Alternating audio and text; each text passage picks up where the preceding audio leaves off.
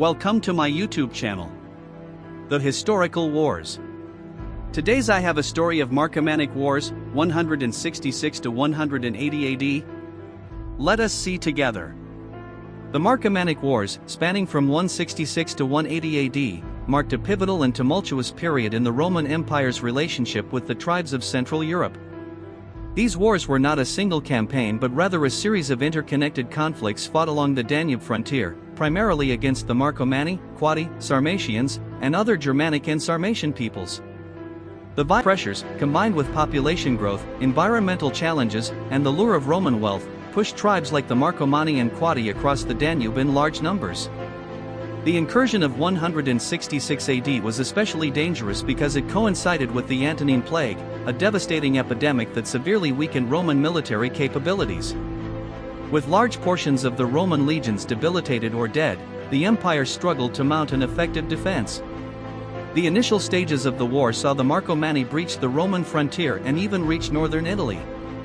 In 167 AD, a coalition of tribes crossed the Alps and sacked Opitergium and Aquileia.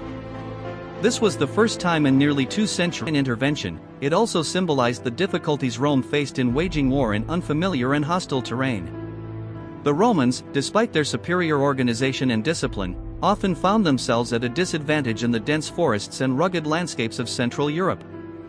To maintain momentum, Marcus Aurelius had to remain on campaign for most of the 170s, conducting a grueling war of attrition against elusive enemies. His strategic aim shifted from mere defense to the potential annexation of the Marcomanni and Quadi territories into 2 new provinces, Marcomannia and Sarmatia. Had this plan succeeded, it would have dramatically altered the map of Europe, bringing much of modern-day Czechia to co-emperor. The next few years were spent in renewed campaigning, with Rome again pressing deep into enemy territory. However, these final campaigns were cut short by Marcus's declining health. In 180 AD, Marcus Aurelius died in Vindobona, modern Vienna, a frontier post that had become his de facto headquarters. The death of Marcus Aurelius marked a turning point in the conflict. His son Commodus, far less interested in military affairs and far more enamored with court life and gladiatorial spectacle, quickly sued for peace. While the treaty he negotiated brought an end to open hostilities, it left many strategic objectives unfulfilled. The Marcomanni and Quadi remained nominally under decentralization within the Roman military establishment. Culturally, the Marcomannic Wars left their imprint on Roman literature, art, and thought. Marcus Aurelius's own meditations, written during his campaigns on the Danube, reflect the Stoic endurance and philosophical introspection demanded by such a long and brutal war. In these writings, Marcus wrestles with themes of mortality, duty, and fate, all underscored by the constant presence of death and suffering around him.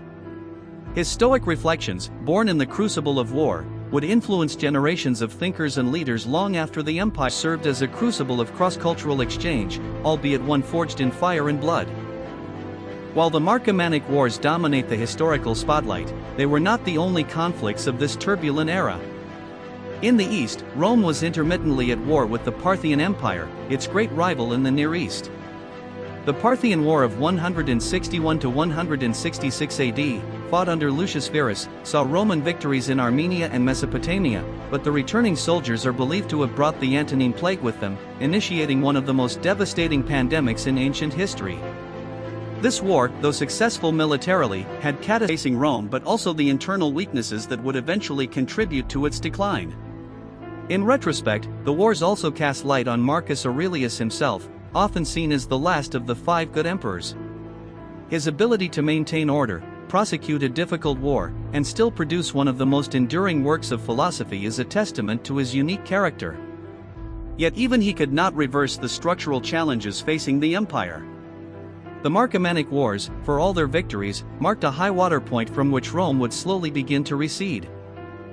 The legacy of these created many of the dynamics that would characterize the later phases of the Roman Empire: porous frontiers, mobile and aggressive tribal confederations, overextended military resources, and emperors compelled to lead armies from the front lines. In that sense, the wars were not an anomaly but a precursor, a glimpse into the long twilight that awaited the Roman world. Would you like a PDF version of this for easier reading or citation?